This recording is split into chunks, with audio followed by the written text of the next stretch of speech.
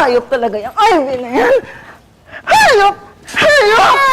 Uy, Mas Ivy na ko to talaga. Pinatay ko na siya. Papatayin ko ng ganito. Laura, anong ginagawa? Tigilan mo nga yan. Ano bang ginagawa mo, ha? Tumigil ka nga.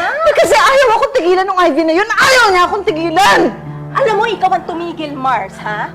Ewan ko ba naman sa'yo? Eh, hindi ba? Nakakulong na nga dun sa psychopathic yung Ivy na yon. Uy, ano pa magagawa niya sa inyo? Yun na nga ang problema ko eh.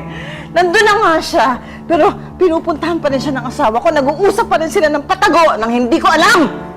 Ano ba yan? Alam mo, Mars, may 10 beses ko nang narinig yung emote mong yan. Ano ka, Anli? Kanina, nagsasaya kami ng asawa ko. Tapos bigla na naman siya nabanggit ni Alfred. O di nasira na naman yung araw ko dahil dun sa impakatang babae na yon. Mars, ano ka ba? Talaga bang insecure ka na, ha? Talagang ganyan na? Insecure, ha?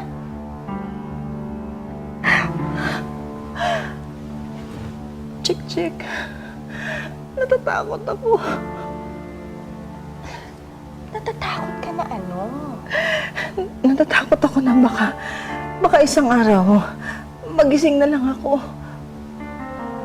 Wala na yung asawa ko. Inagaw na ni Ivy sa akin.